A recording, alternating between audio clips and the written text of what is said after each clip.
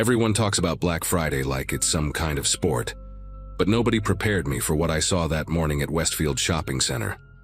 I was 26 then, fresh out of my master's program, and broke enough to brave the crowds for a decent winter coat. My roommate Vanessa had convinced me to go with her, said we'd be in and out before the real crazies showed up. We got there at 5 in the morning, and the parking lot was already packed, cars circling like vultures waiting for someone to leave. The energy felt wrong from the start, people pressed against the glass doors, security guards nervously adjusting their radios. When those doors finally opened, the crowd surged forward like water breaking through a dam, and I remember thinking maybe I should just turn around, go home, forget about the stupid coat. But Vanessa grabbed my arm and pulled me along, and before I knew it, we were inside, swept up in this river of bodies all flowing toward different departments. She wanted electronics, I needed clothes, so we split up near the food court with a promise to meet back in an hour. The apparel section was on the second floor, and by the time I got up the escalator, it was already chaos. Racks were getting picked clean, hangers scattered on the floor like bones, and everyone had this desperate look in their eyes. I made my way toward the outerwear section, trying to stay close to the walls, avoiding the main aisles where people were literally running with armfuls of merchandise. There was this display of designer jackets near the back, marked down 70%, and that's where everything went to hell. I saw her first. This woman in a red tracksuit with bleached hair teased up like it was still 1985, and she was holding this gorgeous leather jacket, examining the price tag. Behind her, a younger woman in yoga pants was clearly eyeing the same rack, her hand already reaching for another jacket just like it. The thing is, there were only 3 of those particular jackets left. This beautiful cognac leather with silver hardware, and I counted at least 7 women circling that display like sharks. The woman in red must have sensed it too, because she suddenly grabbed all 3 jackets at once, clutching them to her chest like a lifeline. That's when yoga pants woman lunged forward, actually lunged, and grabbed the sleeve of one of the jackets, yanking hard enough that both women stumbled. What happened next was like watching a nature documentary where everything goes wrong at once. They were both screaming, not even words, just these primal sounds, and the jacket stretched between them started to rip at the shoulder seam. Other shoppers immediately descended on them, not to help but to grab for the other 2 jackets that had fallen during the struggle. A man in a business suit literally stepped on the red tracksuit woman's hand to reach for one, and she let out this howl that made my teeth hurt. Someone threw an elbow that caught yoga pants woman in the ribs, and she doubled over but didn't let go of that jacket sleeve, even as 2 more people started pulling at it from different angles. The security guard by the dressing rooms was talking frantically into his radio, but he didn't move closer, and honestly, I couldn't blame him. The crowd started pushing in from all sides, drawn by the commotion like moths to a flame, and I found myself pressed against a circular rack of blouses, the metal bar digging into my hip. A teenager with braces shoved past me, actually used my shoulder as leverage to propel himself toward the fight, and I stumbled backward into a mannequin that toppled over with a crash. The sound seemed to trigger something because suddenly everyone was grabbing and shoving, not just for those jackets, but for anything within reach. I saw a middle-aged woman with a church group tote bag slam another shopper into a mirror, which spider-webbed but didn't shatter, and the impact sound was horrible, this dull thud followed by gasping. The original fight had spread like an infection, and now there were multiple struggles happening, merchandise flying through the air, and somewhere a child was screaming in that high-pitched way that goes straight through your skull. That's when I saw the older woman, probably in her 70s, with one of those walkers that have the tennis balls on the feet. She was trying to move away from the chaos, inching along the wall toward the elevator, her face pale and confused like she'd wandered into a war zone. She almost made it too, was maybe 10 feet from safety when this wave of bodies surged backward from the main fight. A heavy-set man in a football jersey stumbled right into her, and I watched her go down hard, the walker flying one way, her purse the other. The sound she made when she hit the floor was small, almost lost in all the noise, but I heard it. This soft oh of surprise and pain. She tried to get up. I saw her hand reaching for something to grab onto. But then the crowd shifted again and people were stepping on her, over her, around her like she was just another obstacle. Her flowered blouse got caught under someone's boot and tore, exposing the pale skin of her back, and still people kept coming. I tried to move toward her. I swear I did. But the crowd had become this living thing that moved on its own logic, and every step I took forward pushed me 2 steps sideways.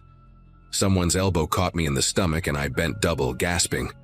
And when I looked up again, I couldn't see the old woman anymore. Just feet and legs and the occasional glimpse of fabric on the floor. The jacket that started it all was now in pieces, strips of leather hanging from different people's hands like trophies from a hunt gone wrong. A display table collapsed with a sound like thunder, sending stacks of folded sweaters cascading everywhere, and people were literally diving for them, sliding across the floor on their stomachs. The yoga pants woman was on her knees now, blood running from her nose, still clutching a piece of that jacket, and the woman in the red tracksuit was nowhere to be seen. My survival instinct finally kicked in and I started fighting my way toward the edge of the crowd, using my elbows, my shoulders, anything to create space. A woman with acrylic nails scratched 3 long lines down my forearm when I accidentally blocked her path to a fallen designer bag, and I felt the warm wetness of blood, but didn't stop moving. The emergency exit sign glowed like salvation above a door marked "Employees Only," and I didn't care. I shoved through it and found myself in a concrete stairwell that smelled like cleaning supplies and dust. My legs were shaking so bad I had to sit on the steps, and that's when I realized I could still hear the chaos through the door, muffled but constant, like listening to a storm from inside a basement. My phone was buzzing nonstop. Vanessa texting, asking where I was, if I'd gotten anything good, completely oblivious to what was happening 1 floor above her. I stayed in that stairwell for maybe 20 minutes, listening to sirens getting closer, the sound of heavy boots running up and down the stairs below me. Eventually, a security guard found me, this young guy who looked like he'd aged 10 years in the last hour, and he told me the police had cleared the floor but I needed to leave through the loading dock. He walked me down, past other shell-shocked shoppers sitting on the stairs, one woman still clutching a cashmere scarf with the tags on like she'd forgotten she was holding it. When we got outside, there were ambulances everywhere, their lights painting the concrete walls red and blue, and I saw them loading someone on a stretcher, a small form covered in a silver emergency blanket. I never found out if it was the old woman with the walker, but the way the paramedics were moving, careful but not rushed, made my chest tight with dread. Vanessa found me sitting on a parking barrier near the loading dock, and she was furious at first, holding 2 shopping bags and complaining that I'd made her leave the electronics line where she'd been about to score a flat-screen TV for $200. But then she saw my arm, the scratches already turning dark and puffy, and her face changed. We drove home in silence except for the news on the radio, reporters already calling it the worst Black Friday incident in the state. 7 people hospitalized, 1 in critical condition. They interviewed shoppers who described it like some kind of natural disaster, unavoidable, nobody's fault, just the price of good deals. One woman actually said, and I'll never forget this, that it was worth it because she got her grandson the gaming system he wanted. Worth it. Like those weren't human beings bleeding on that floor, like that old woman hadn't been somebody's grandmother, somebody's mother, trying to buy a gift for someone she loved.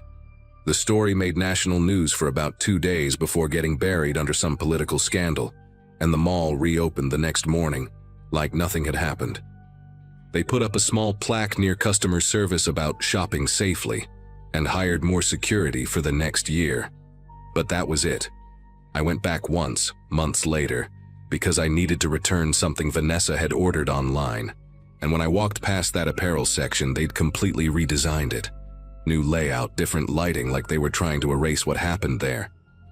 But I could still see it, the exact spot where that old woman fell, now covered by a cheerful display of spring dresses. The store manager recognized me somehow, maybe from security footage, and offered me a $50 gift card for my troubles that day. Like that would make it better. Like that was the price of watching someone get trampled for a jacket nobody even remembers now. I never went shopping on Black Friday again, obviously, and I can't even walk into a crowded store without planning my exits. watching for signs of that particular energy that comes before violence.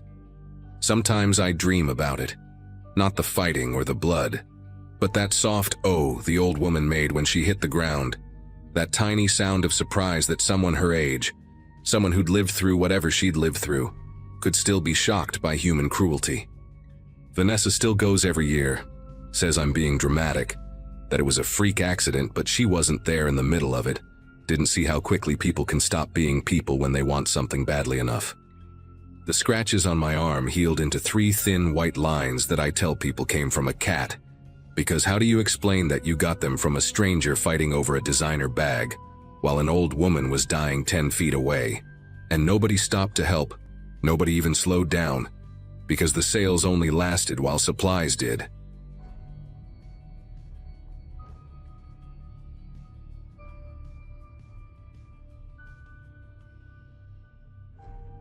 November always meant tight budgets for me, juggling rent and student loans while watching everyone else prep for the holidays. I'd been eyeing the new PlayStation for months, saving whatever I could from my job at the warehouse district, telling myself maybe next year when things got better. But when that Black Friday alert popped up on Market Direct at 4 in the morning, showing a seller named Gamer Depot listing 5 units at 60% off for quick sale, pickup only, my finger moved faster than my brain. $200 for a console that never dropped below $500 anywhere else. The listing had already been up for 3 minutes when I found it, and 2 units were gone. I grabbed my keys and headed out while most people were still sleeping off their Thanksgiving dinners, thinking I'd beaten the system for once in my life. The pickup address led me 40 minutes outside the city to an industrial area I knew pretty well from my delivery routes. Building after building of concrete and corrugated metal, most of them dark except for the occasional security light casting long shadows across empty parking lots. The GPS kept recalculating as I drove deeper into the complex, past a shuttered textile factory and rows of storage units, finally announcing I'd arrived at a loading dock behind what looked like an abandoned electronics distributor. No signs, no company name, just a rusty number spray-painted on a dented roll-up door. I parked near the only functioning streetlight and checked the Market Direct app twice to make sure I had the right place. The seller's message from an hour ago just said, "Pull up to Bay 7, we'll bring your order out." I sat there for maybe 5 minutes with the engine running, watching my breath fog up the windshield while the heater struggled against the cold. Part of me wanted to message the seller, but the bigger part just wanted to grab the console and get out of there. The whole setup felt sketchy, but $200 was $200, and I'd already driven all this way. Finally, I saw movement near the loading dock, a door opening that I hadn't even noticed before, one of those personnel entrances cut into the larger bay door. 3 guys stepped out, all wearing dark hoodies despite it being freezing outside, none of them carrying anything that looked like a PlayStation box. They started walking toward my car in that casual way that somehow made every muscle in my body tense up, spreading out slightly as they got closer, like they were trying to surround my vehicle without making it obvious. The tallest one, maybe 6'3" with a scraggly beard poking out from under his hood, knocked on my driver's side window with his knuckles, gave me this wide grin that showed a gold tooth near the back. I cracked the window just an inch, keeping my foot hovering over the gas pedal, and he leaned in close enough that I could smell cigarette smoke and something sour on his breath. "You here for the PlayStation?" he asked, voice friendly, but his eyes scanning my car's interior, checking if I was alone. When I nodded, he gestured toward a white van parked in the shadows about 30 feet away, no license plates that I could see. "We keep the inventory in there, safer than leaving expensive stuff in the warehouse. Just pull up behind us and we'll get you sorted." The other 2 guys were already moving toward the van, but something about how they kept looking back at me, how they positioned themselves between my car and the exit, made every instinct scream at me to leave. "Actually, could you just bring it here?" I asked, trying to keep my voice steady while gripping the steering wheel hard enough to make my knuckles ache. "I'm kind of in a rush, got work in an hour." The tall guy's smile faltered for just a second before coming back even wider, and he exchanged a quick glance with one of his buddies, a shorter guy with face tattoos creeping up his neck like black vines. "Come on, man," It'll just take a second. We got all the units right there, still sealed in the boxes. You can pick which one you want. He started pulling the door handle from outside, testing it, and when he found it locked, his whole demeanor shifted. The fake friendliness drained from his face like water through a sieve, replaced by something cold and calculating. "Don't make this complicated," he said, voice dropping an octave, and I saw his right hand move to his waistband, lifting his hoodie just enough to show the handle of something metallic tucked into his jeans. That's when I made my decision, probably the fastest one I'd ever made in my life.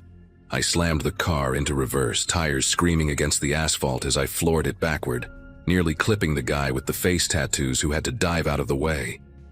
The tall one was shouting something, banging his fist on my trunk as I spun the wheel hard, throwing the car into a chaotic 180 that left rubber marks on the concrete. In my rearview mirror, I saw them scrambling toward the van, and I knew I had maybe 10 seconds before they came after me.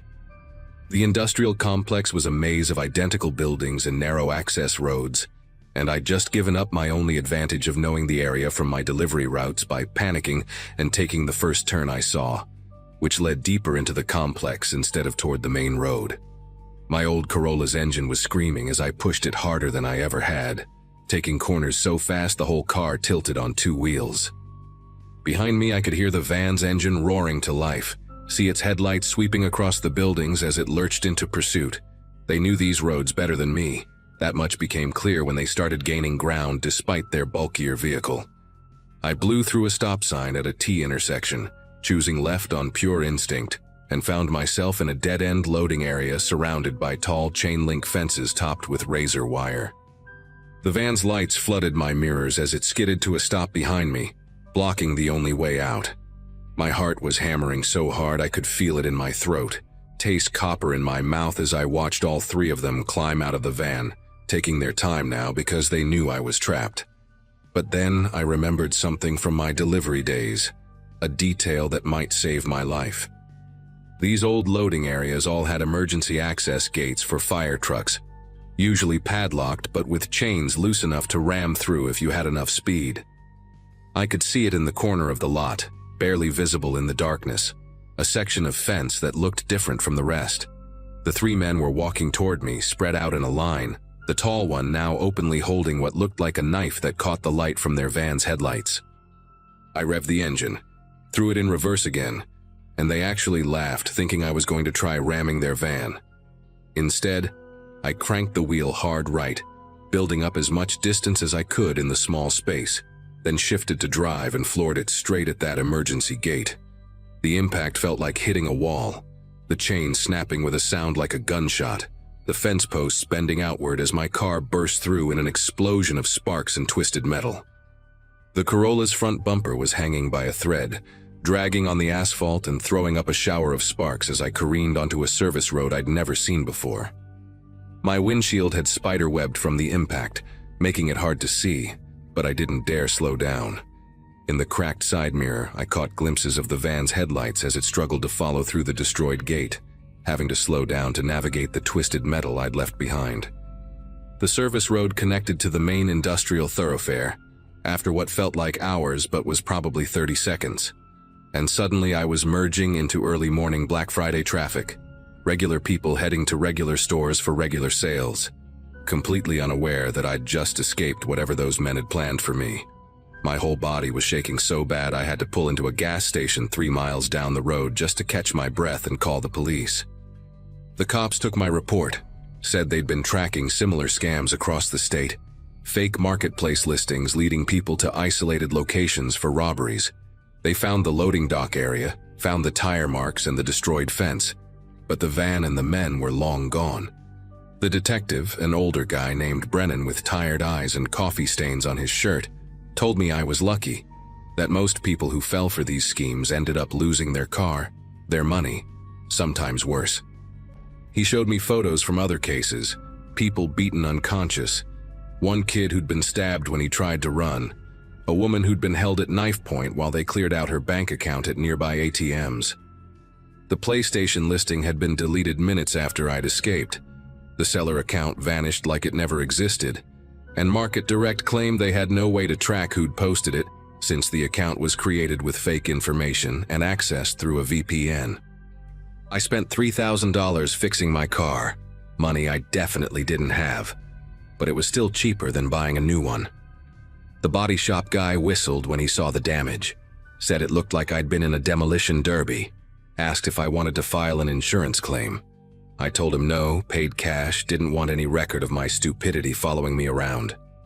For weeks after, I'd wake up at night thinking I heard that van's engine, check my rear-view mirror constantly even on familiar roads, avoided that whole industrial district completely, even though it added 20 minutes to some of my delivery routes. The fear faded eventually, the way these things do, but I never forgot the lesson. Every Black Friday since, when those deals start popping up on marketplace apps and social media, listings that seem too good to be true from sellers with no history, I think about that morning, about how desperation and greed nearly got me killed over a gaming console I didn't even need. These days, I tell everyone who'll listen about what happened, post warnings in local Facebook groups every November, try to save other people from making the same mistake. Some believe me, others think I'm paranoid, say things like that don't happen in our area. But I know what I know. Those men are still out there, probably using different names, different locations, different bait. Maybe they've moved on to other cities, other schemes, but every holiday season they're somewhere, setting their traps, waiting for someone desperate enough or naive enough to take the bait. And the worst part is knowing that no matter how many warnings get posted, how many news stories run about these scams, there's always going to be someone like me, someone who sees that perfect deal at the perfect time and thinks they're different, thinks they're smart enough to handle it, right up until they're sitting in a police station looking at photos of what happens when these situations go wrong.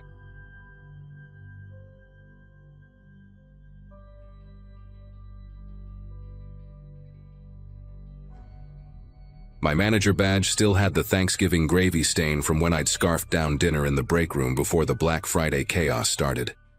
20 hours later, I was finally walking out of that massive department store where I'd been working since my roommate ditched me with the full rent payment 2 months back. 5 years after finishing my business degree, here I was, managing the electronics department at a place where people had literally fought over discounted TVs that morning. The kind of store with 3 floors and a parking garage that seemed designed by someone who wanted customers to get lost and buy more stuff while trying to find the exit. That night in 2018, after watching suburban parents turn into wild animals over 40% off tablets, breaking up 3 actual fistfights, and having coffee thrown at me by a woman who didn't understand why we'd run out of those viral robot vacuum cleaners by noon, I just wanted to collapse. The parking lot had gone from absolute insanity to ghost town in the span of a few hours. Just scattered cars sitting under those buzzing sodium lights that turned everything a nauseating shade of orange. My legs felt like they were made of concrete, each step toward my old Corolla sending sharp pains up through my calves. And I kept telling myself that tomorrow I could sleep until my body naturally woke up. No alarms, no angry customers, no scanning endless barcodes. I was digging through my jacket pockets for my keys, passing row after row of empty parking spaces in Employee Section B, when footsteps echoed behind me, maintaining the exact same rhythm as mine, speeding up when I did, slowing when I slowed. "Hey, excuse me, sorry to bother you," came a voice, friendly but tired sounding, and I turned to see a guy in one of our store uniforms, the navy blue polo with the logo I'd been staring at all day on various coworkers. He looked maybe early 40s, salt and pepper stubble, the kind of weathered face you see on guys who work construction but ended up in retail, and he had this apologetic smile that immediately made me relax a bit. His name tag said Bradley, though I didn't recognize him from the electronics section. But then again, corporate had hired like 50 seasonal workers for the holiday rush, and they'd spread them across all departments. He was carrying one of those clear employee bags we're required to use, and I could see a wallet, some crumpled receipts, and what looked like a half-eaten sandwich inside. "My ride completely bailed on me," Bradley continued, running a hand through his thinning hair in what seemed like genuine frustration, and he gestured toward the nearly empty lot with a laugh that didn't quite reach his eyes. My brother was supposed to pick me up an hour ago, but his kids are sick and he had to stay home. Just texted me about it, and of course my phone's about to die, so I can't even call an Uber.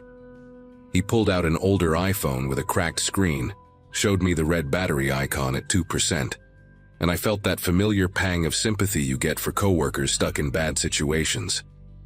I live really close, just over in Fairwood Gardens, you know, those townhouses off Route 47. Maybe 10 minutes from here, 15 max with traffic, though there won't be any traffic at this hour. I knew exactly where Fairwood Gardens was, had actually looked at a unit there myself when searching for cheaper rent after my roommate situation imploded, and it really was close, just a straight shot down Route 47, and then a left at the old bowling alley that had been converted into a gym. Part of me wanted to just say sorry and drive away, but standing there in that empty parking lot, seeing another retail worker stranded after the shift from hell, I couldn't bring myself to be that person. Plus, Bradley kept shifting his weight from foot to foot, rubbing his arms against the November cold, and his breath came out in little white puffs that reminded me how freezing it had gotten once the sun went down. "Yeah, sure, I can give you a ride," I heard myself saying, already regretting the delay in getting home but knowing I'd feel guilty all weekend if I left him there. Bradley's whole face lit up with what seemed like genuine relief, and he immediately started walking toward my car, talking rapidly about how he'd just started working seasonal last week, how crazy the customers had been, how some lady had tried to return a turkey to customer service because it was too heavy. Normal retail horror story stuff that anyone who'd worked Black Friday could relate to, and I found myself laughing despite my exhaustion, unlocking the Corolla and apologizing for the mess of energy drink cans and granola bar wrappers scattered across the passenger floor. He waved it off, said his car looked way worse, and settled into the seat with a grateful sigh, immediately adjusting the heating vent toward himself while I started the engine and pulled out of the parking space, heading toward the exit that would take us to Route 47. Route 47 stretched ahead of us like a black ribbon, completely deserted except for the occasional semi-truck hauling merchandise to restock stores for the rest of the holiday shopping season, their headlights cutting through the darkness before disappearing around curves. Bradley kept up a steady stream of conversation for the first few minutes, asking about how long I'd been working at the store, complaining about the new scanning system they'd implemented, normal coworker small talk that required minimal responses from my exhausted brain. But when we passed the closed bowling alley where I expected him to tell me to turn left toward Fairwood Gardens, he stayed quiet for a moment, then said, "Actually, keep going straight for another mile or so. There's a shortcut through the back entrance that's faster." His voice had changed slightly, more focused, and he was sitting up straighter in the passenger seat, peering intently through the windshield at the dark road ahead. I should have questioned it, should have insisted on taking the main entrance I knew, but exhaustion makes you stupid, makes you compliant, and Bradley immediately launched back into talking about some customer who'd tried to haggle over a clearly marked price, keeping my mind occupied. We passed the lit-up sign for Fairwood Gardens' main entrance, kept driving into a stretch of road I didn't recognize, where the streetlights became fewer and farther between, where the houses thinned out and gave way to patches of woods and empty lots. "Turn right at this next road," Bradley said, pointing to what looked like barely more than a dirt path between two thick clusters of trees. "Trust me, it cuts right through to the back of the development, saves like 5 minutes, and my house is right there at the back section." The gravel crunched under my tires as I made the turn, my headlights illuminating nothing but trees pressing in from both sides, and somewhere in the rational part of my brain, alarm bells started their delayed ringing. We drove for maybe another minute down this narrow dirt road, branches occasionally scraping against the sides of my car, with sounds that made me wince, thinking about the paint job I couldn't afford to fix, when Bradley pointed ahead to a small clearing. "Right there, just pull in there. My place is just through those trees on the footpath. Stupid developer didn't put in a proper road to the back units yet," he explained, and against every instinct that was now screaming at me, I pulled into the clearing, my headlights sweeping across dead leaves and bare dirt. The moment I shifted into park, ready to tell him this was as far as I could go, that he'd have to walk the rest, headlights blazed to life directly behind us, so bright I couldn't see anything in my rearview mirror except white glare, and a dark sedan pulled up right against my bumper, boxing us in completely. Bradley's hand moved to his door, not to open it, but to engage the lock. A soft click that sounded like a gunshot in the sudden silence after I'd instinctively turned off my engine. And when I looked at him, really looked at him for the first time since we'd left the parking lot, his entire demeanor had transformed. Gone was the tired retail worker, the apologetic smile, the grateful relief, replaced by someone sitting perfectly still, watching me with an expression of calm patience, like a fisherman who just felt the first tug on his line. "Here's what's going to happen," he said in a voice completely different from before, lower and stripped of any fake friendliness, while behind us a car door opened and footsteps approached on the gravel. "You're going to sit very still. Keep your hands where I can see them, and my associate is going to come around to your door." My brain went into this weird overdrive mode, like when you're taking a test and suddenly all the answers become crystal clear, and I remembered something from a self-defense video I'd watched after my roommate left, and I was living alone for the first time. Never let them take you to a second location. Never go quietly. Make noise, fight, do anything but comply when you're isolated, because compliance in these situations usually ends badly, especially in woods where nobody can hear you scream. My hand was still on the gear shift from when I'd put it in park, and without letting myself think about it too much, I slammed the car into reverse and floored it, ramming straight back into the sedan behind us, with a crunch of metal that threw Bradley forward against his seatbelt, his calm expression replaced with shock.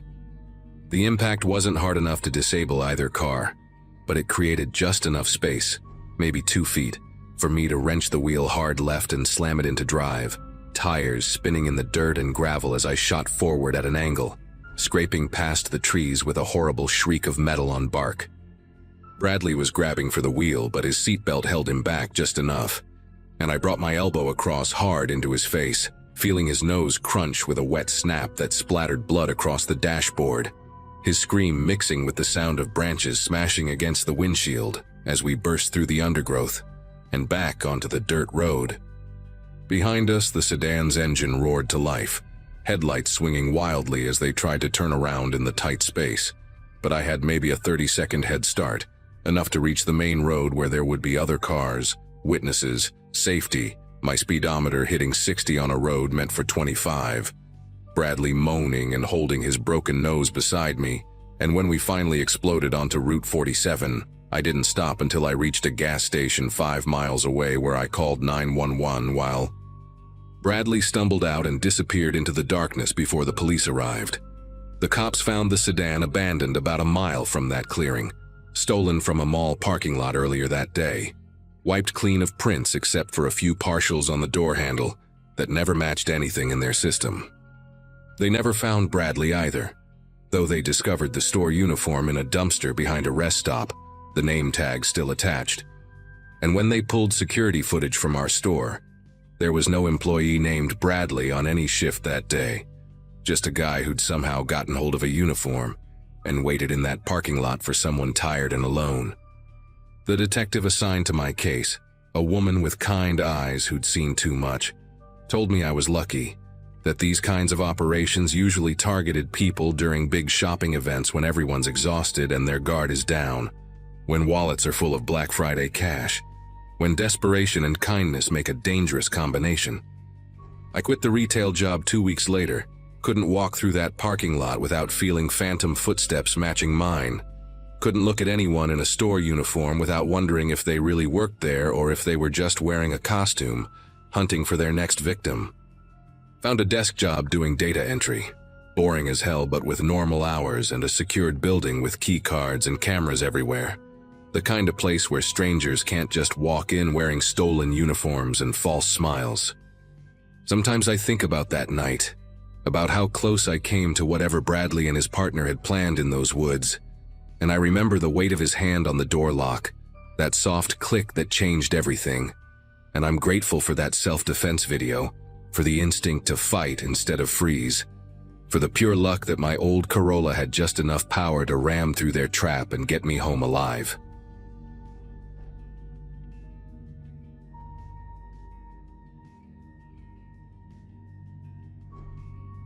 My daughter needed a laptop for college, and I needed to not go deeper into debt.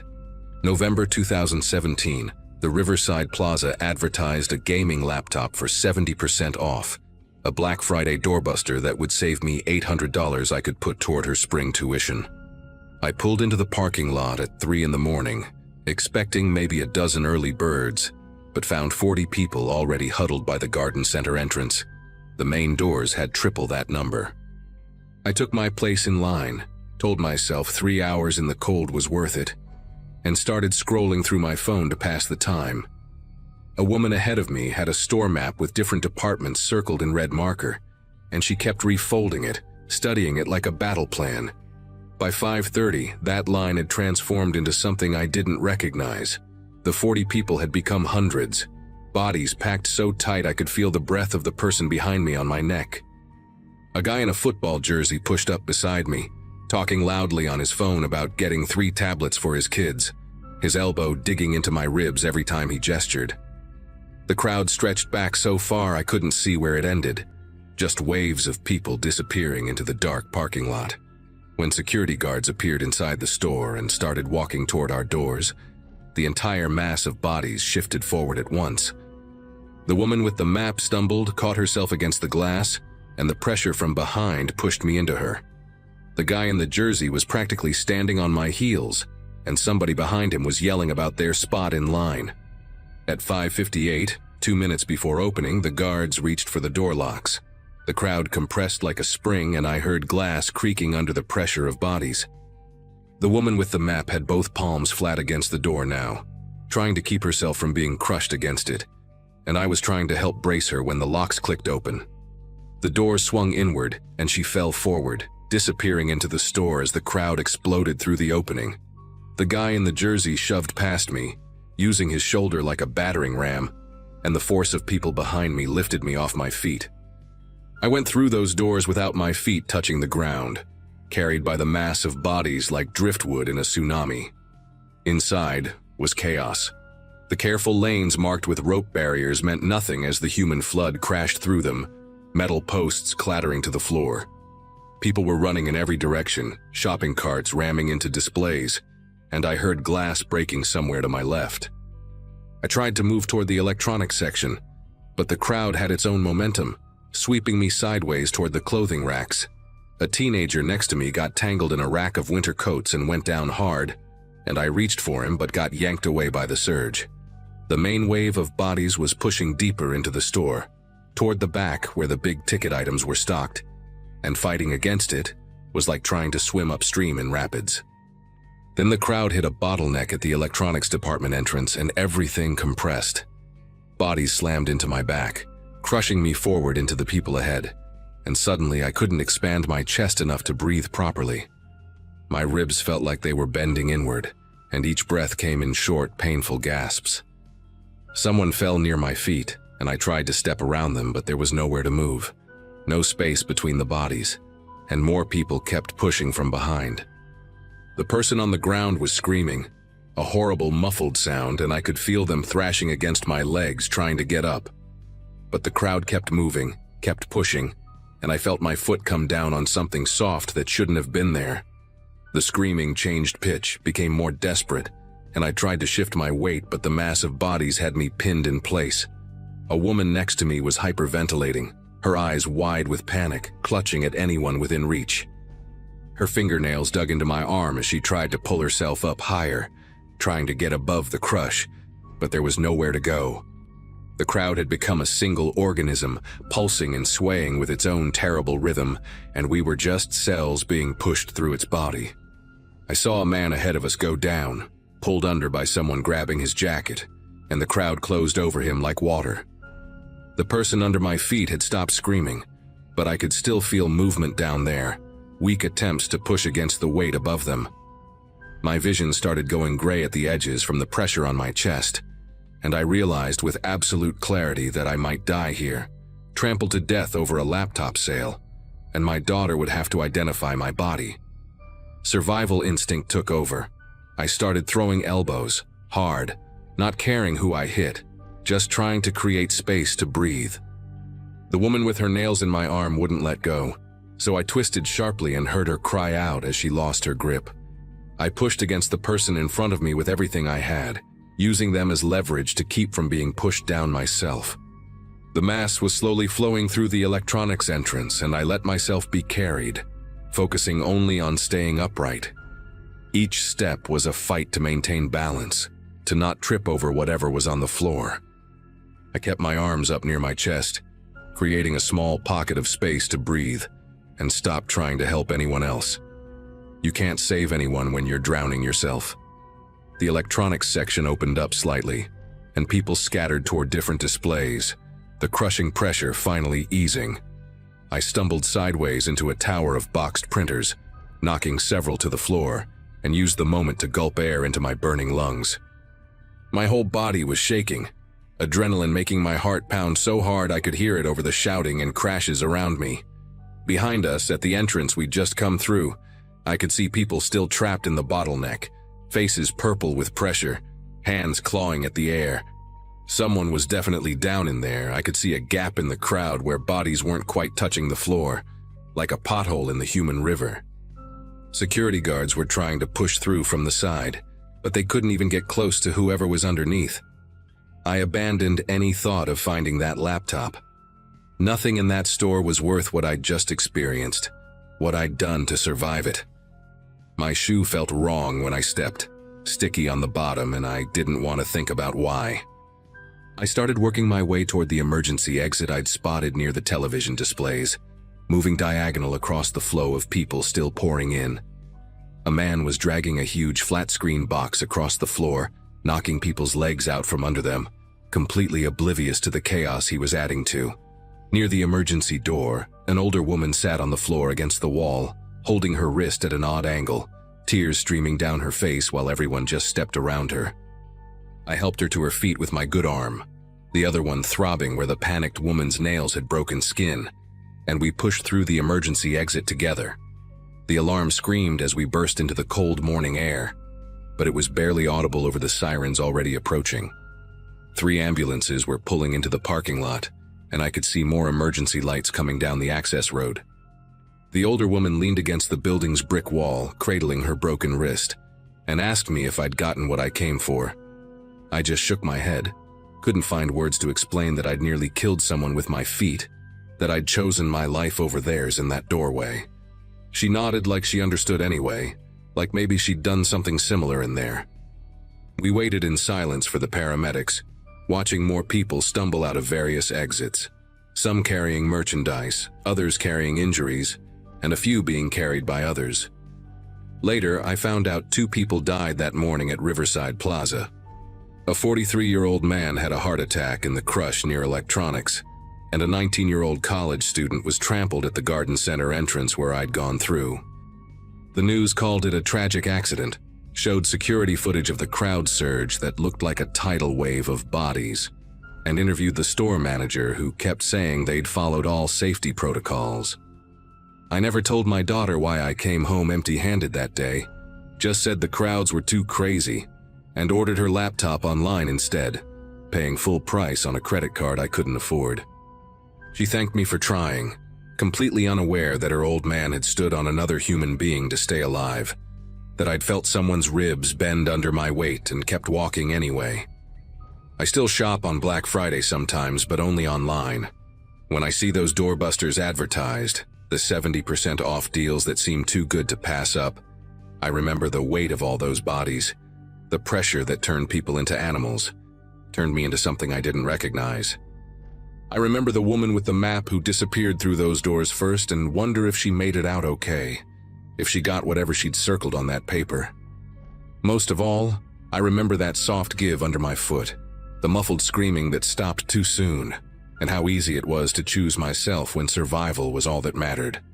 They never released the names of the victims, but I know one of them was under me in that doorway, and I know I'm part of the reason they didn't make it out. That laptop would have saved me $800, but what I did to survive that sale cost me something I can never buy back.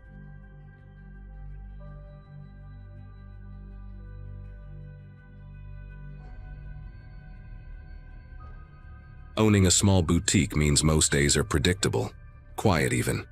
Violet thread had been my baby for about 6 years, tucked into a corner spot in downtown Portland with my business partner Jade.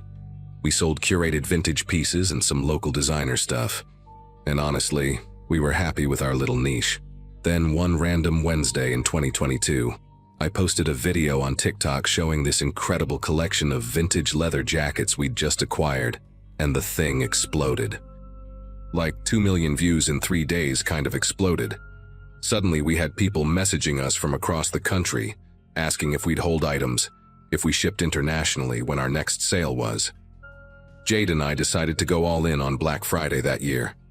We'd never done anything major before, maybe had 40 customers trickle through on a normal sale day. But we sensed this could be different.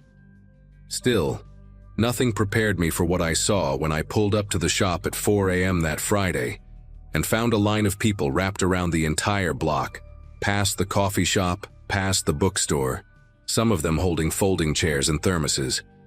The second I unlocked that door, it was like releasing a dam.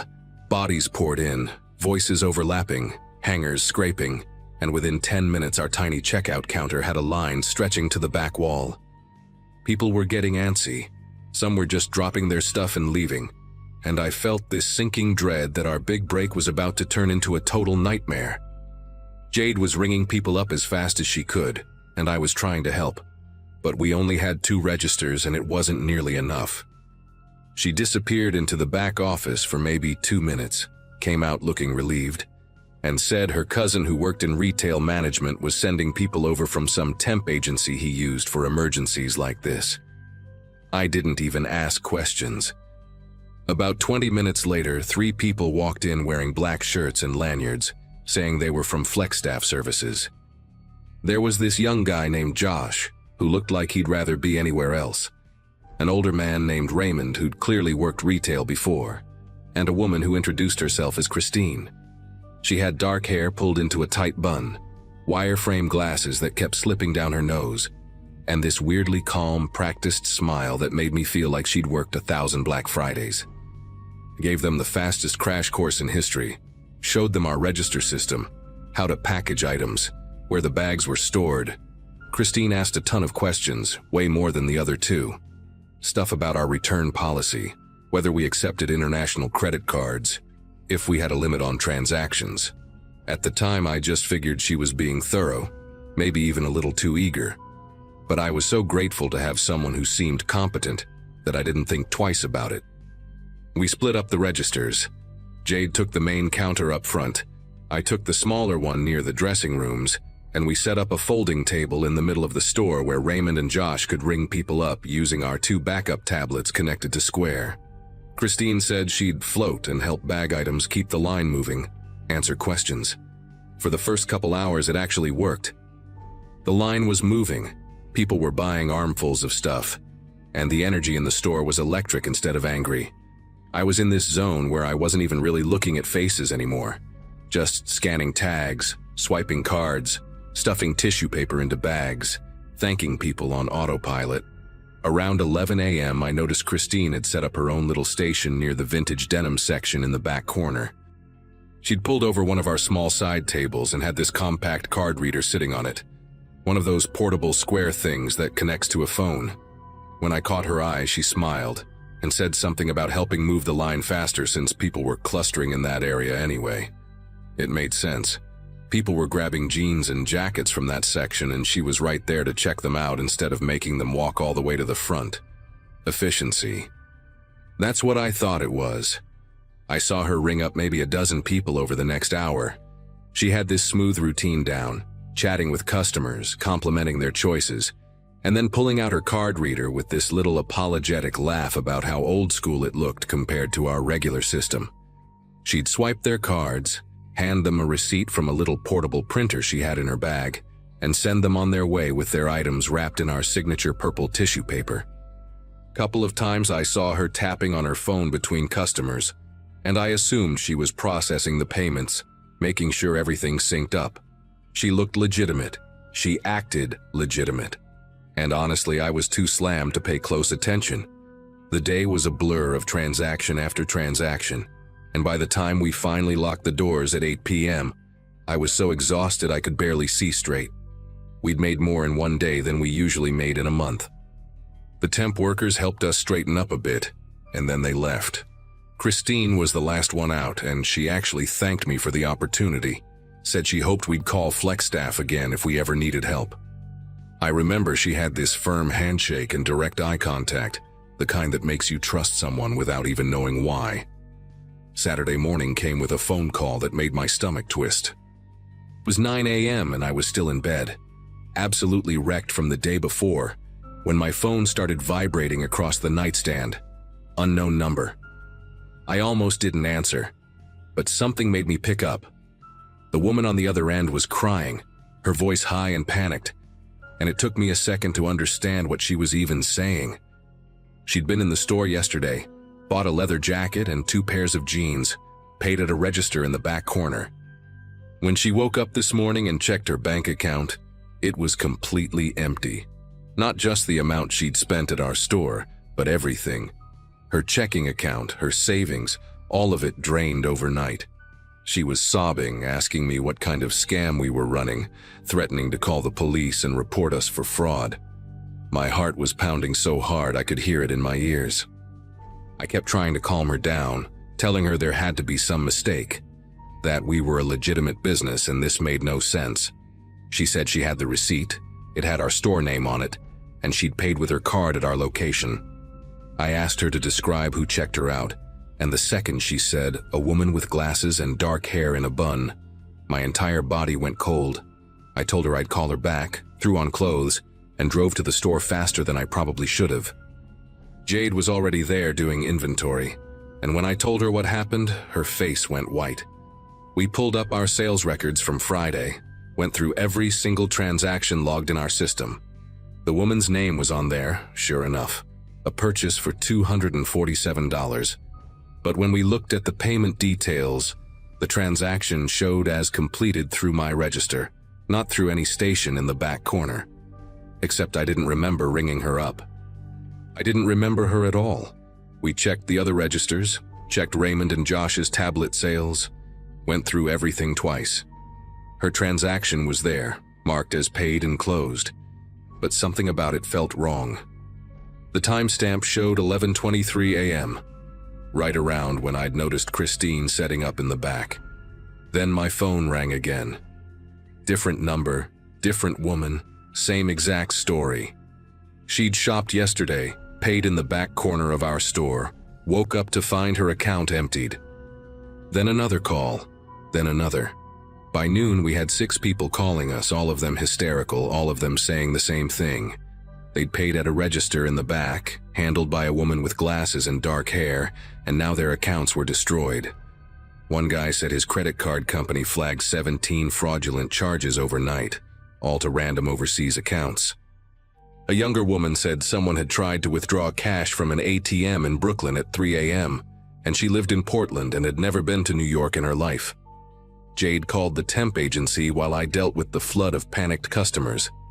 I was trying to take down information, trying to tell people we'd figure this out, trying not to completely lose it myself.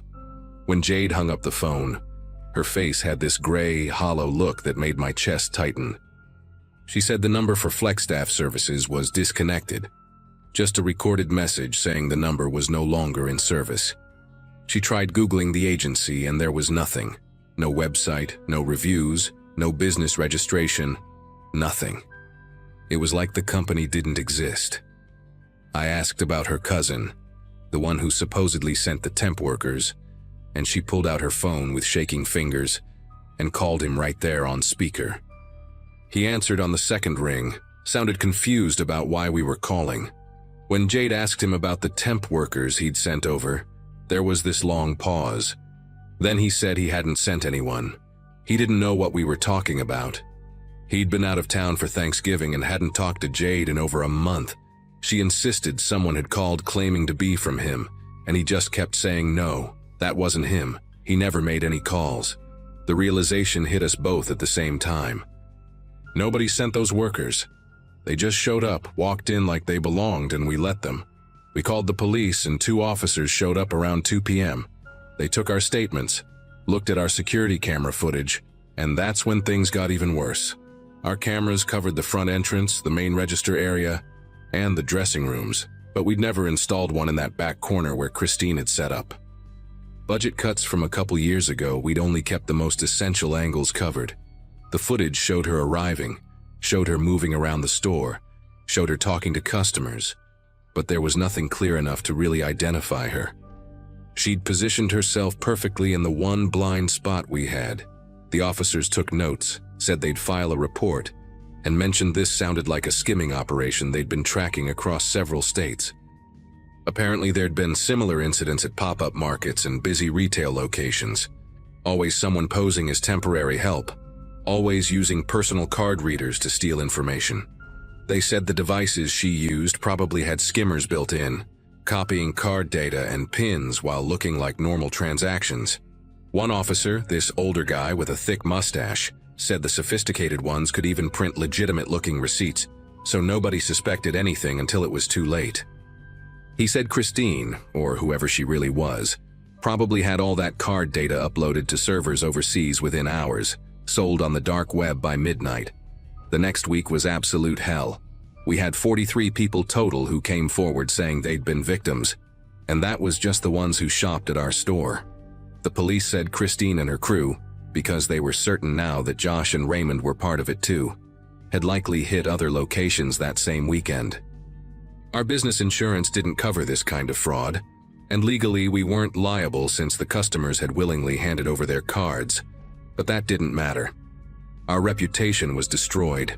People were leaving one-star reviews online, calling us scammers, saying we were in on it. The local news picked up the story, and suddenly we were the boutique that let criminals steal from customers.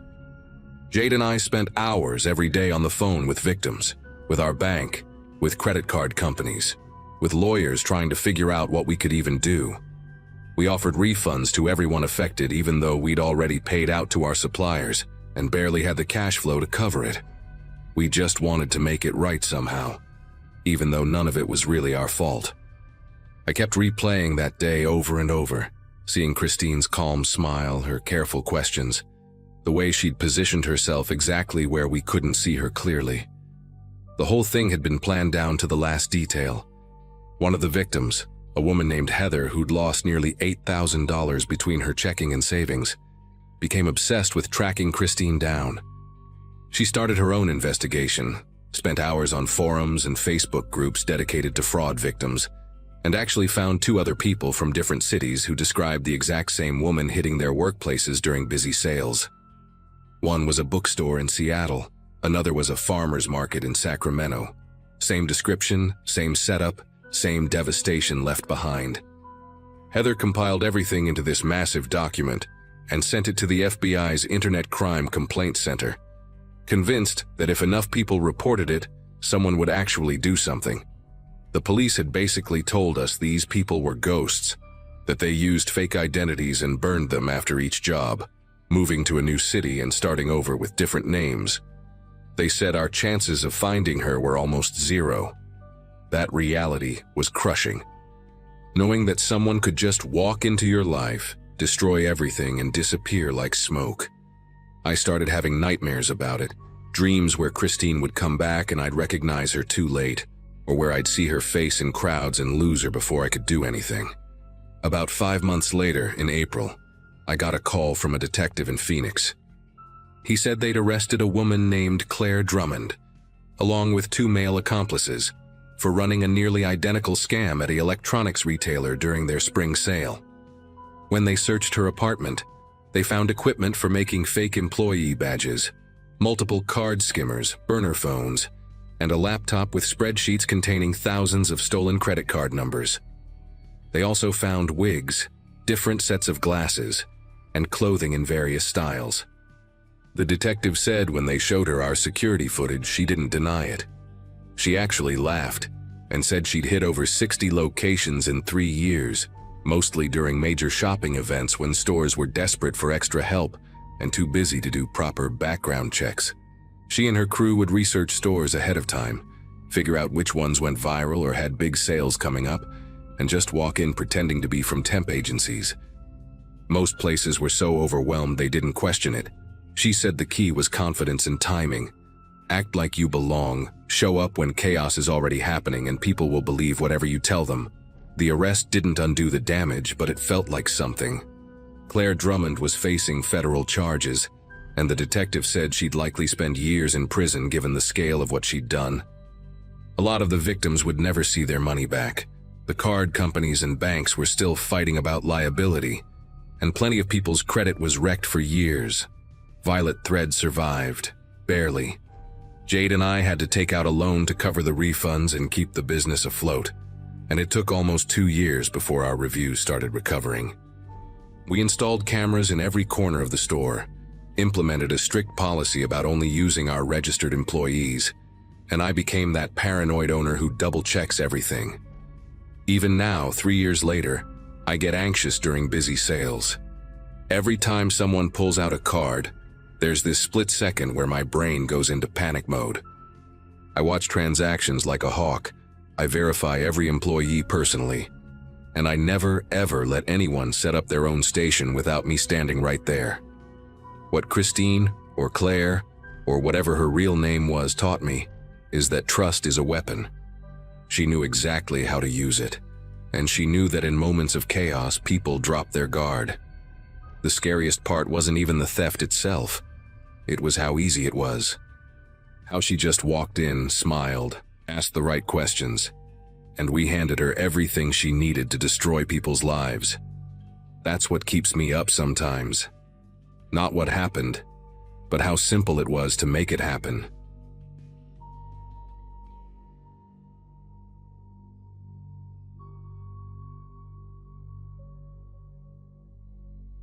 The apartment felt way too quiet after my roommate moved out to live with his girlfriend.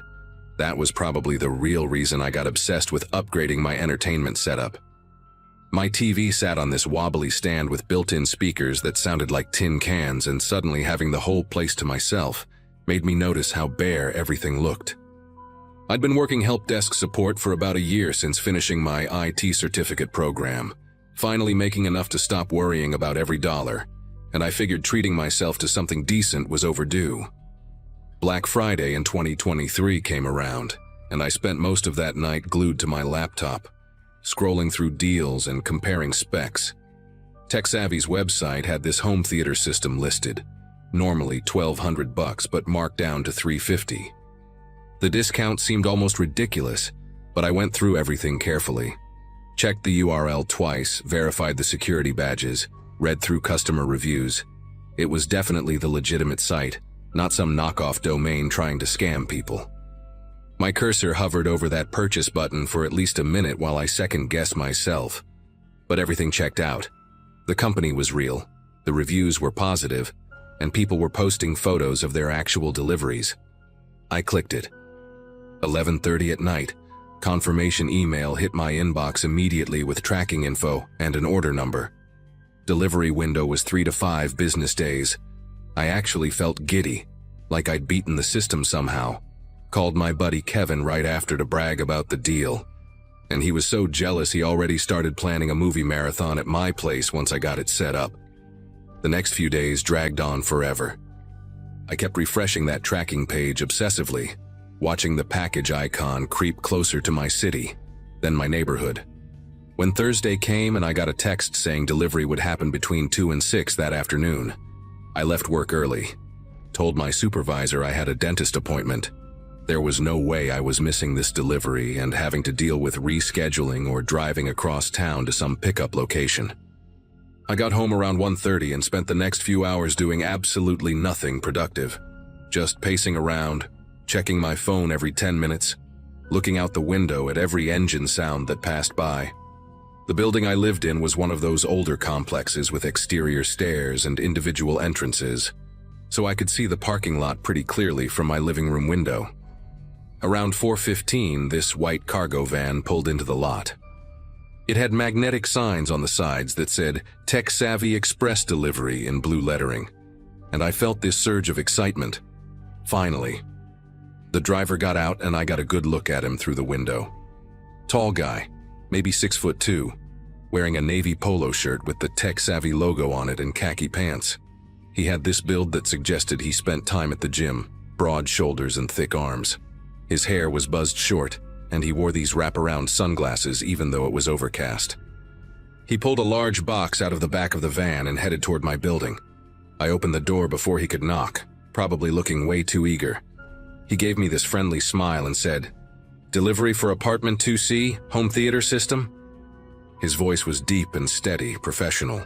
I confirmed it was me, and he handed me his tablet to sign. The signature screen was one of those standard digital pads. Nothing seemed off about it. He had calluses on his hands, the kind you get from manual labor, which made sense for someone hauling packages all day. After I signed, he shifted the box in his arms and said, "Hey, just so you know, these systems can be tricky to set up. Company policy now is we offer free installation to make sure everything connects properly. Saves you the headache of dealing with all those cables and settings." He said it casual, like he was doing me a favor. I hesitated for maybe 2 seconds, thinking about how I'd planned to figure it out myself since I work in IT. But then I thought about how much easier it would be to have someone who does this regularly just handle it. Plus, it was free. I stepped aside and let him in. He set the box down near my TV stand and immediately started surveying the room, eyes moving across everything like he was calculating the best setup. "Nice place," he said, pulling a box cutter from his pocket. "You live here alone?" The question didn't register as weird at the time. Delivery people make small talk, right? I told him, yeah, my roommate had just moved out. He nodded and started opening the box, pulling out the receiver, speakers, cables, all of it. He asked where my bathroom was, said he needed to wash his hands before handling the electronics because the van gets dusty. Pointed him down the hallway. He disappeared for maybe 30 seconds, came back wiping his hands on his pants. Then he got to work, or at least it looked like work. He unpacked everything methodically, laid the components out on my floor in this organized way that seemed professional. He plugged the receiver into the wall outlet behind my TV stand and started connecting cables to the back of my television. I stood there watching for a minute, then realized I was just hovering awkwardly. My laptop was sitting open on the kitchen counter where I'd left it that morning, and my wallet was next to it along with my car keys. I'd emptied my pockets when I got home out of habit. The guy was crouched behind the entertainment center, threading cables through, and he called out asking about my Wi-Fi password so he could connect the system to the network for firmware updates. That made sense to me. I rattled off the password and he thanked me.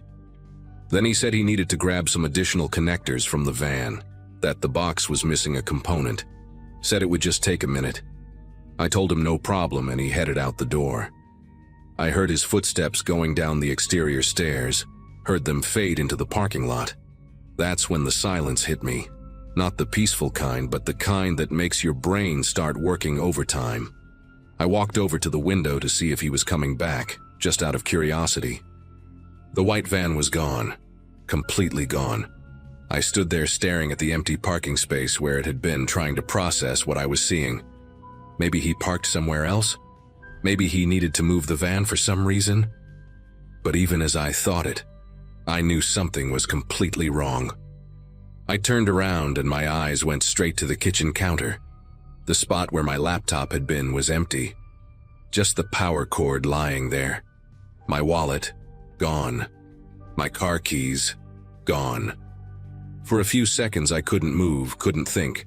Then I practically ran to the hallway, checked the bathroom. My watch was missing from the sink counter where I'd left it.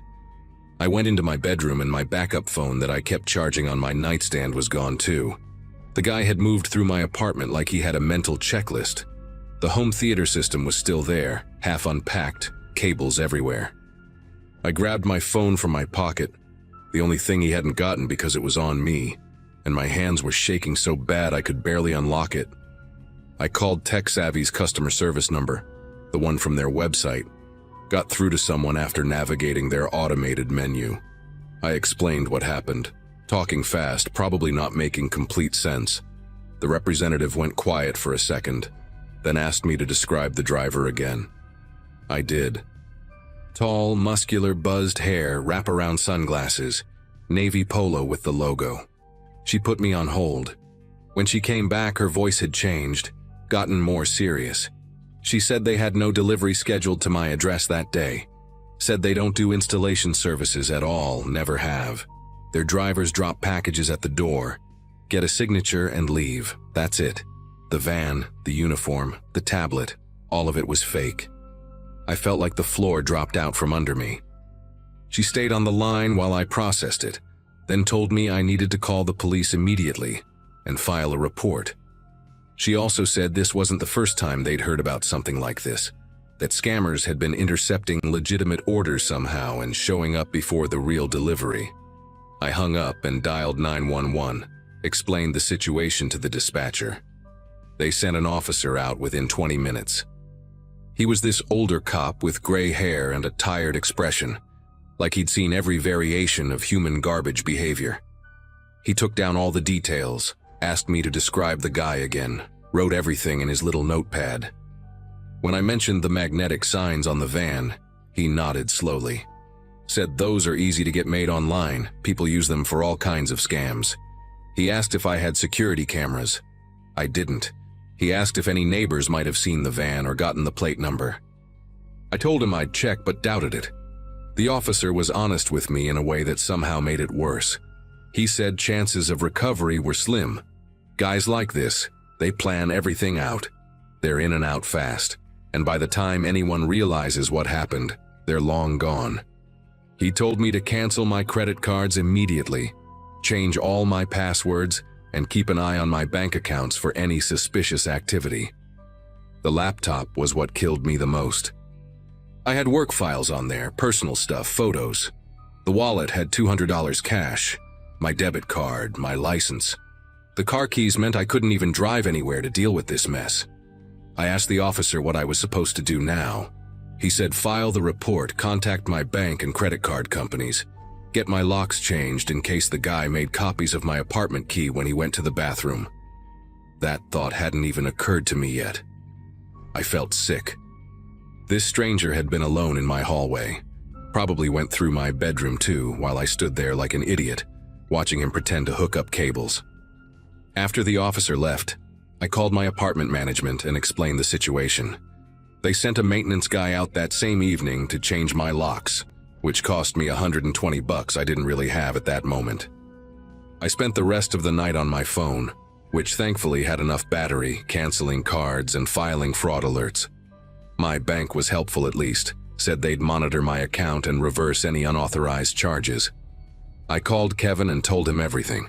He felt awful because he'd been so hyped about the deal. Kept saying he should have told me it sounded too good to be true, but that wasn't fair to him. I'd been the one who verified everything, who let a complete stranger into my home without asking for proper ID, without questioning anything.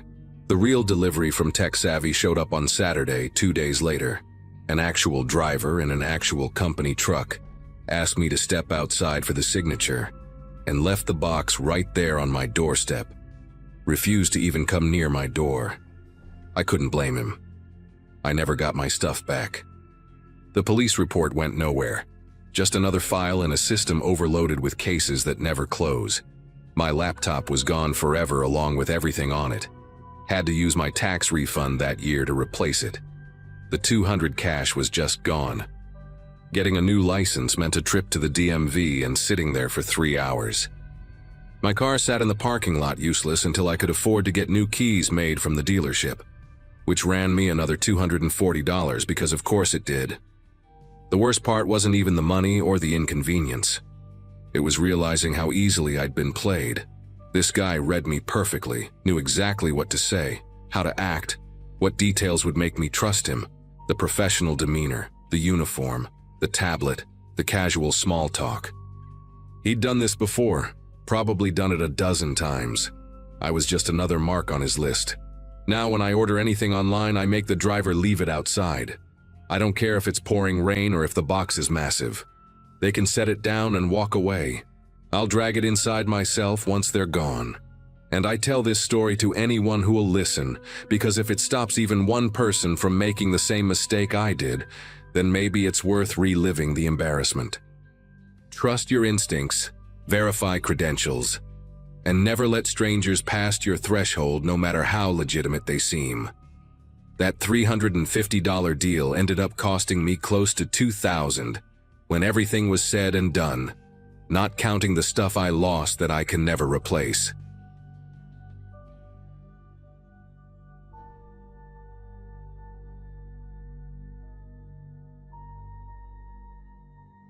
I remember that night like it happened last week. My husband Matt and I had just come back from one of those chaotic Black Friday sales, the kind where people line up before sunrise just to grab a deal. We weren't even planning to go, but our old TV had been flickering for months, and the sale was too good to ignore. We bought a 65-inch smart TV from an electronics store about 30 minutes away, got our receipt, and left feeling pretty proud of ourselves. It felt like one of those normal, domestic victories, the kind you brag about to friends over coffee. Later that afternoon, while I was unpacking groceries, my phone rang. The caller ID showed the name of the same store we'd been to. The man on the line sounded polite but businesslike, saying he was calling to confirm our delivery address because there had been a mix-up with another order. It didn't seem strange at first. We'd given our home address at checkout. He repeated our street name and zip code perfectly, and I confirmed it before hanging up. I even told Matt, half laughing, "At least they're making sure it goes to the right place this time." Neither of us thought anything of it. The evening went by quietly. Matt mounted the old TV on the wall one last time to stream a movie, while we waited for the new one to be delivered the next day. Around 11:30, I was sitting on the couch with a blanket, half asleep, when our dog, Luna, started pacing near the back door. She's usually calm at night, but her tail was stiff, and she kept growling in short, low bursts. Matt muted the TV and listened. Outside, we could hear the faint crunch of tires rolling over gravel. We didn't live on a busy street. It was one of those quiet neighborhoods where you instantly notice when something's out of place. Matt peeked through the living room curtains and frowned. A dark pickup truck had stopped across the street. No logo, no plates visible from that angle, just a pair of headlights cutting through the dark. The engine turned off, but the lights stayed on. "Probably someone lost," he muttered, though his voice didn't sound convinced. I remember how heavy the air felt, like the kind of stillness right before a thunderstorm. Luna wouldn't stop growling, and that's when I heard it, the faint metallic rattle of our back gate latch moving. Matt motioned for me to turn off the TV, and the room sank into silence. The only light came from the dim lamp beside the couch. We both listened, the kind of listening where every sound feels amplified. The latch clinked again, slower this time, like someone trying not to make noise. My heart was pounding so hard I could hear it in my ears. Matt whispered that maybe it was an animal, but we both knew no raccoon would try to open a gate twice. He grabbed the flashlight from the drawer and moved quietly toward the back door while I stayed near the hallway, clutching Luna's collar to keep her from barking. When he shone the beam through the kitchen window, the gate stopped moving. Whoever was there had heard him. The flashlight caught a glimpse of something, maybe denim or maybe the reflection off metal, before it disappeared beyond the fence. We waited, listening. Nothing. No footsteps, no voices.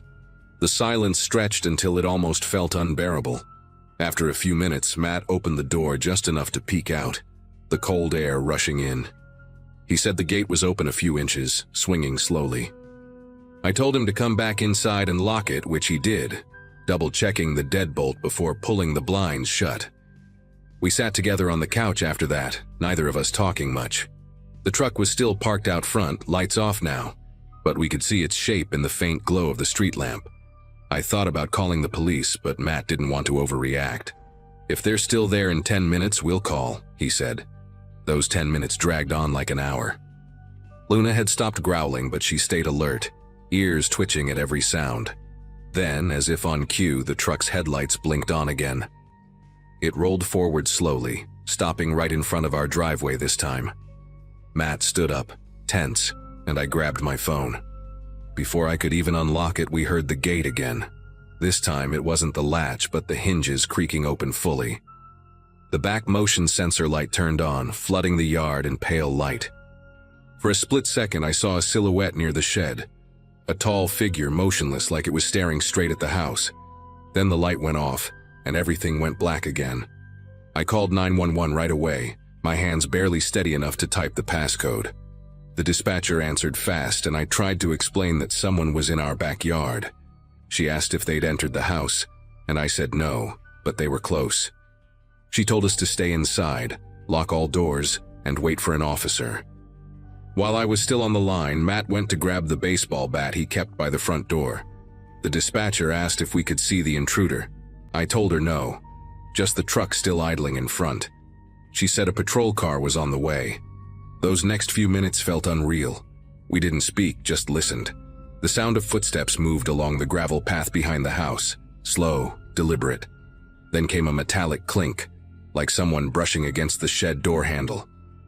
I whispered to the dispatcher what I was hearing, and she told me to stay put. That help was close. Matt whispered, "They're trying to see if the door's unlocked." I didn't even realize I was holding my breath until Luna let out one sharp bark that echoed through the house. The sound outside stopped immediately. No footsteps, no creak of the gate, nothing. A few seconds later, we heard the truck door slam shut. The engine roared.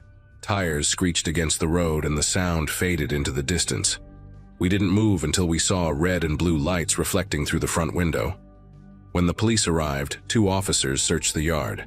The gate was wide open, the latch bent slightly out of shape. One of the officers found boot prints in the mud, large ones leading from the fence to the shed and then back toward the gate. They took our statement, checked the camera on our doorbell, and told us we'd done the right thing calling. The footage showed the truck pulling up, but nothing behind the house. The camera didn't reach that far. The officer said there'd been a few similar reports in nearby neighborhoods that night. People pretending to confirm deliveries before showing up at homes. They suspected a group targeting big purchases from the sales. Hearing that made my stomach twist. They knew we'd bought something expensive, and they'd known where we lived. After the officers left, we couldn't bring ourselves to go to bed. We just sat in the living room with every light on, listening for any sound outside. Around 3 a.m., I walked to the kitchen window to check the backyard again. The gate was closed now.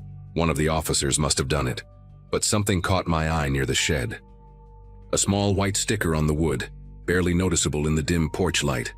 When I stepped outside the next morning, I saw it up close. It was a barcode label with the name of the same electronics store printed on it, the kind they put on display boxes. Only, we hadn't bought anything that needed to be delivered. I called the store first thing that morning to ask about the call from the day before. The manager sounded confused and told me no one from their staff had made any calls after the sale ended. He checked our order and confirmed we'd taken the TV home ourselves, so there was no reason for anyone to ask about our address. I asked if the sticker I found could have come from them. He said all their inventory was accounted for, and their labels were kept in the back room. They didn't even use that particular format anymore. That's when it sank in that whoever called us had planned this carefully. Over the next few days, I couldn't shake the feeling of being watched. Matt said I was overthinking it, but even he started noticing things. A car idling down the street longer than usual, headlights slowing whenever we pulled into the driveway. We installed cameras around the yard and new locks on every door. For a while, nothing else happened. The police never found the truck, and the report was eventually closed as attempted burglary. But that label, I still have it. It's in a plastic bag in the drawer beside our bed. Sometimes I look at it just to remind myself it really happened. It's been years since that night, but every time Black Friday rolls around, I feel that same uneasy weight in my chest. We don't go to sales anymore, and we never answer unknown calls. The TV we bought that day still hangs on our wall, a constant reminder that some deals aren't worth the risk. I'll never forget the sound of that gate latch in the dark, or how close we came to something we still don't fully understand. Maybe they just wanted the TV, or maybe they wanted something or someone else.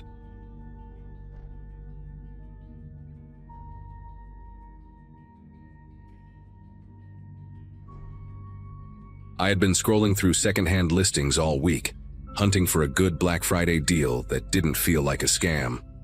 Between juggling my part-time job and my sister's college tuition, I couldn't justify spending full price on anything luxurious. When I found a post for a genuine designer tote, The exact model I'd been eyeing for over a year, listed for barely a quarter of the retail cost. It almost felt like fate. The seller's profile looked normal. A few photos of cats, some furniture sales, and the bag itself displayed on a beige carpet with tags still attached. I messaged her, and she responded quickly, friendly, and direct. "I can meet you at the Crestview Mall garage," she wrote. "Early afternoon works best." That Saturday was cold and gray, the kind of afternoon where the air smelled faintly like wet concrete. I arrived 10 minutes early, partly because I'm anxious about punctuality, but also because I wanted to double-check the spot. The garage was busier than I expected, people loading boxes into SUVs, kids whining about toy stores, and the occasional honk echoing through the levels. I parked near a pillar painted with a fading letter C, texted the seller that I'd arrived, and waited. Her read receipt appeared instantly, but no reply came. After a few minutes, the crowd began to thin. The noise dulled, replaced by the hum of fluorescent lights that flickered unevenly above me. I watched the reflection of my car in the polished concrete, trying to distract myself. When another 15 minutes passed, I typed again, something polite. "Still good to meet?" No answer. I checked the listing, thinking maybe she'd updated it or sold the bag to someone else, but it was still active. That's when a dark sedan rolled slowly past, then reversed, stopping about 20 feet away. The driver's window slid down halfway. A man leaned over from the driver's seat, smiling in a way that looked rehearsed. "You waiting on someone?" he asked, his tone casual, almost friendly. I hesitated, keeping my distance but nodding slightly. He tapped the passenger seat. "I think she sent me. Said she couldn't make it, but I've got the bag here. You can check it if you want." His voice had that kind of false confidence people use when they're improvising a lie. I didn't move closer, but I caught a glimpse of something shiny, maybe a shopping bag resting beside him. My gut told me to walk away, yet my brain kept insisting maybe this was just awkward communication. I told him I'd rather wait for the seller directly, that maybe there'd been a misunderstanding. He nodded like that made perfect sense, then opened his door anyway. The sound echoed sharply through the empty level. "No problem," he said, stepping out and stretching like someone who wanted to look harmless. He was in his mid-30s maybe, clean cut, wearing a baseball cap and a navy hoodie. In his right hand he held the bag, the same tan leather with gold hardware I'd seen in the photos. "See, it's legit," he said, holding it up with an easy grin. My heart sped up, torn between suspicion and that tiny flicker of greed that whispers, maybe this really is your lucky day. He started walking toward me, slow and deliberate. I took a few steps back, clutching my phone. "I'll just wait here," I said, trying to sound calm. The man stopped near the pillar by my car, eyes darting briefly to the garage exit ramp. "You can at least take a closer look," he said, placing the bag on the ground like an offering. For a second, the air felt heavy, dense with silence. I noticed the way he positioned himself, between me and the open path. Every instinct screamed that something wasn't right, and yet I still glanced down at the bag, as if confirming what my brain already knew. No deal online is worth this kind of gut tension. Then his tone shifted. "You don't trust me?" he asked, almost laughing but not quite. I tried to step sideways, but he moved the same direction, mirroring me. The bag was just a prop now. He wasn't even pretending to sell it anymore. His eyes had that cold focus, like he'd been waiting for the right second. "You came alone, right?" The question hit harder than I expected. I said nothing, pulling my phone tighter in my hand, ready to dial someone, anyone. He took another step, voice lower. "Let me help you carry it to your car." The word sounded more like an order than an offer. He lunged, not fast, but calculated. I darted around the pillar, my shoes sliding on the slick concrete. He reached for my arm, his grip rough enough to scrape the skin through my jacket. I screamed, loud, desperate, the kind of sound that bursts out without planning. The noise bounced through the garage, sharper than the fluorescent buzz above us. Somewhere across the level, a car alarm chirped, maybe triggered by my voice or maybe coincidence. He froze mid-movement, eyes wide for half a heartbeat. then turned back toward his car. The bag toppled as he ran, its handles twisting under the tire as he sped off down the ramp. I stood there shaking, half expecting him to come back. My throat hurt from yelling, and for a moment I couldn't tell if the footsteps echoing nearby were real or just my pulse pounding in my ears. A woman's voice called out, someone asking if I was okay. And I finally saw a couple emerging from the elevator area, holding shopping bags. They looked startled when they noticed me against the pillar. The man hurried over, glancing at the abandoned tote still lying near my feet. "Did someone just try to grab you?" he asked. I could barely speak, just nodded. He muttered something and started dialing security while his wife stayed with me, keeping her hand near my shoulder like she didn't want to scare me further. Security arrived within minutes, 2 guards jogging up with radios in hand.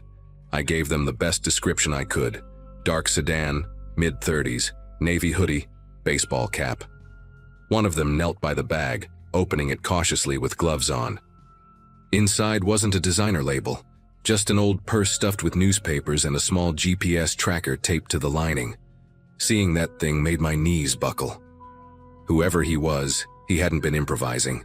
He'd planned for someone to take the bag, to drive off with it, and for him to know exactly where they went. The guard just looked at me and said quietly, "You got really lucky today." The police showed up not long after, took my statement, and walked me through surveillance footage. The cameras on that level had been broken for months. Maintenance delay, they said. But they caught his car entering and exiting. No plates visible, just a flash of the same dull blue paint reflecting the overhead lights. An officer asked if I'd noticed any other strange messages or listings connected to the seller's profile. When I checked again later, the account was gone, like it had never existed. The listing, the chat history, everything. For weeks after, I couldn't scroll through online deals without feeling my chest tighten. Every time I parked in a garage, I'd catch myself checking around pillars and mirrors before stepping out. It's been years now, and I still remember the sound of his footsteps hitting the concrete, and that calm voice saying he just wanted to help. I tell this story not to scare people, but because I almost learned the hard way how far someone will go to make a trap look ordinary. That bag, that garage, that day, they were all bait, and I still think about how close I came to being the one he actually drove away with.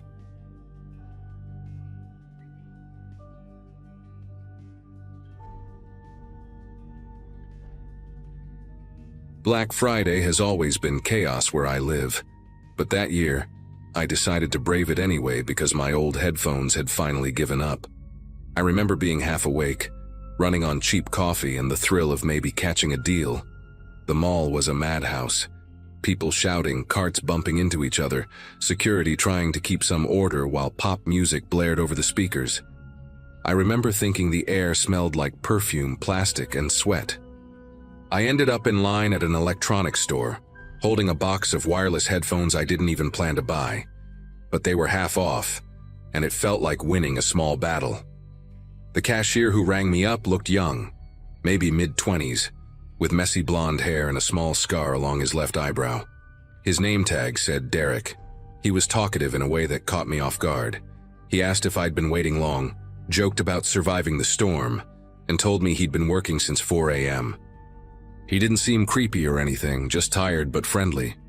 When he handed me the bag, he smiled and said, "Don't lose your receipt. People keep coming back saying they dropped theirs." I laughed, said thanks, and left. That was the end of it, or so I thought.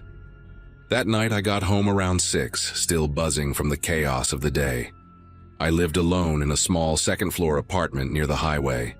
Nothing fancy but quiet most of the time. I threw the shopping bag on the couch, ordered takeout, and spent the evening scrolling through deals I didn't need. By midnight, I was half asleep on the couch when my phone buzzed. My doorbell camera had detected motion. I figured it was a stray cat, or maybe someone delivering a late package. But when I checked the feed, I froze for a good 10 seconds trying to understand what I was seeing. Derek was standing right outside my door. Same clothes as earlier. Store uniform, name tag, everything. He was holding a shopping bag and looking straight at the camera like he knew I'd be watching. After a few seconds, he leaned closer and spoke his voice low but clear enough to hear through the mic. "Hey," he said, "you left your credit card at the register. Thought I'd drop it off." My first instinct was confusion. I clearly remembered putting my card back in my wallet after paying. I'm a bit obsessive about checking that kind of thing. Still, the way he said it sounded calm, polite even, like he was doing me a favor. I didn't answer the intercom, just watched him stand there for maybe a minute, shifting the bag between his hands. When I didn't come to the door, he rang the bell again, a long press this time. The sound filled my apartment, sharp and echoing in a way that made my chest tighten.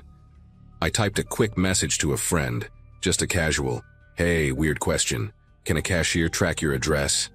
and went back to the feed. He wasn't at the door anymore.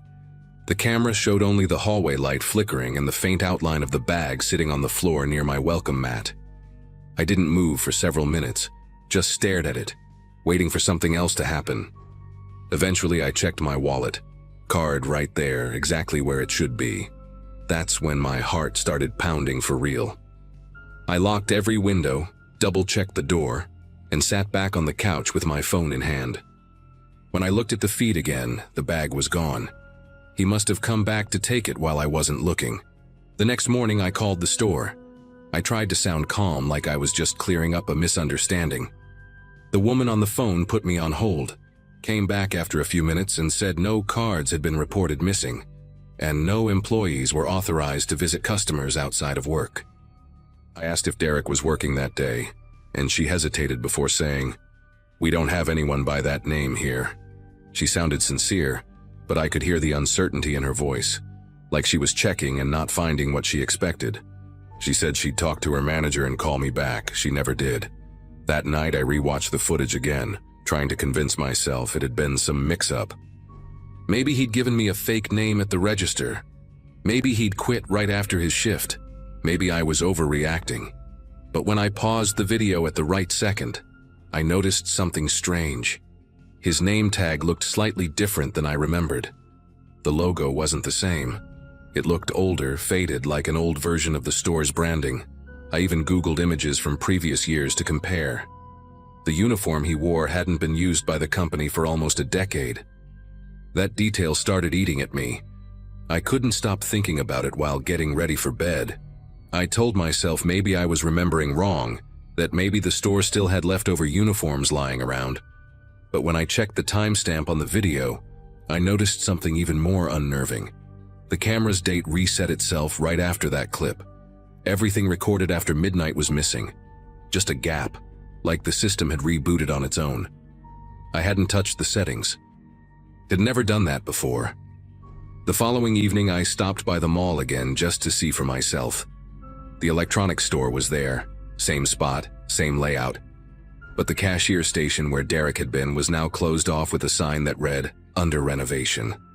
I asked one of the employees about him, a woman stacking phone cases near the counter. Her face went blank for a second, then she said, "You mean the guy who used to work here? He hasn't been around in years. Quit after some incident." She trailed off before I could ask more, and a manager appeared out of nowhere, smiling too quickly, asking if I needed help finding anything. The woman avoided eye contact. I just said no thanks and left. That night, I couldn't sleep. Every sound from the hallway made me flinch. Around 2 a.m., I checked the camera again.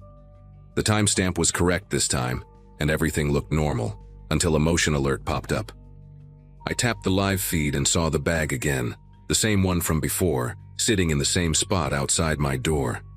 No one was there this time, no footsteps, no shadow moving away. I just stared at it until my eyes watered.